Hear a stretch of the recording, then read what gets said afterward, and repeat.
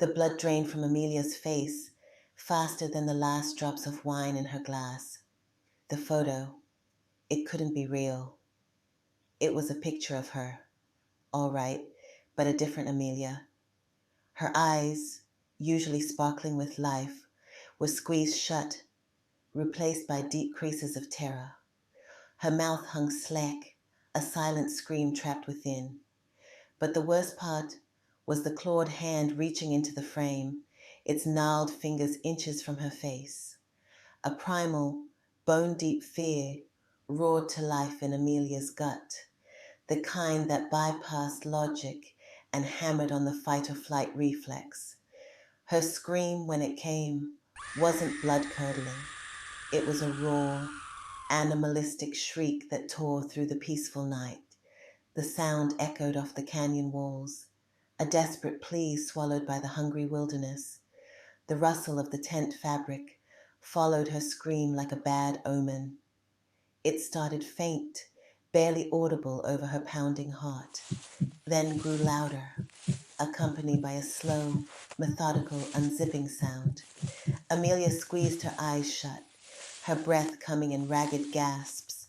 Every fiber of her being screamed at her to run, but her body was frozen, paralyzed by an unseen terror.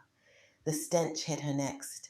It was a putrid cocktail of decay and something else, something ancient and feral. It filled the cramped tent, choking her and making her gag. Bile rose in her throat, threatening to spill. The weight on the sleeping bag increased.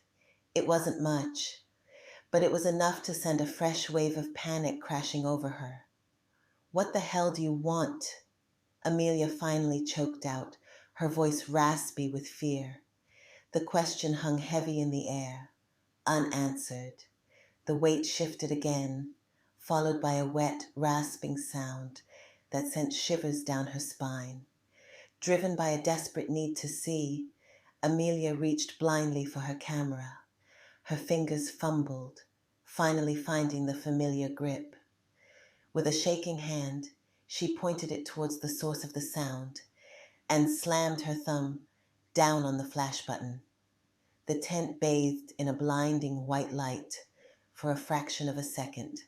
It was enough. In that brief moment, Amelia saw it. A hulking figure crouched at the foot of her sleeping bag, its silhouette monstrous against the translucent tent wall.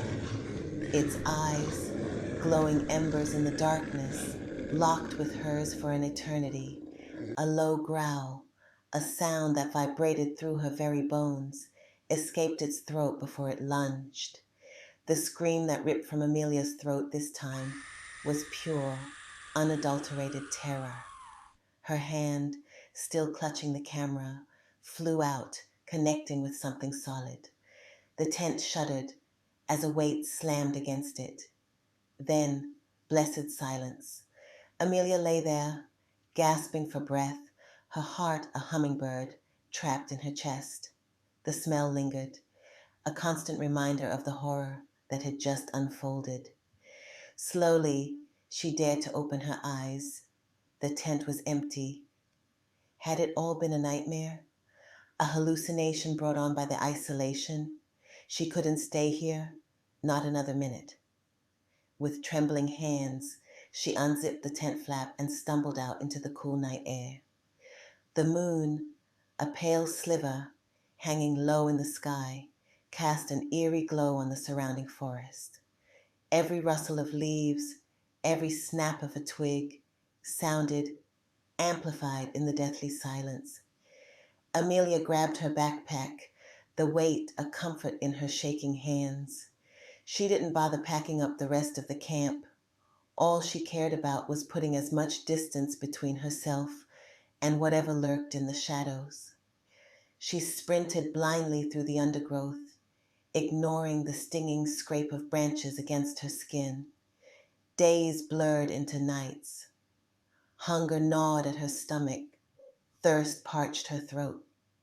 Yet she didn't stop. The image of the creature in the tent fueled her every step. It wasn't until she stumbled upon a familiar landmark, a giant fallen log she had photographed on her way in, that a sliver of hope flickered in her chest. She pushed forward with renewed vigor, finally reaching the ranger station in a daze. The relief that washed over her was almost overwhelming. She collapsed onto the porch steps, tears streaming down her grime-caked face.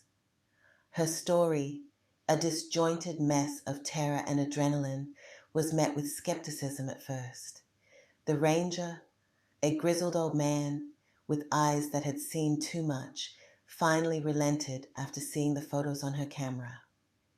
His weathered face grew ashen as he scrolled through the images, culminating in a long, slow sigh. "There are things out there, young lady," he rasped, his voice laden with a lifetime of experience. "Things that shouldn't be disturbed." The search party found Amelia's abandoned campsite a week later. The tent, ripped to shreds, lay crumpled on the ground.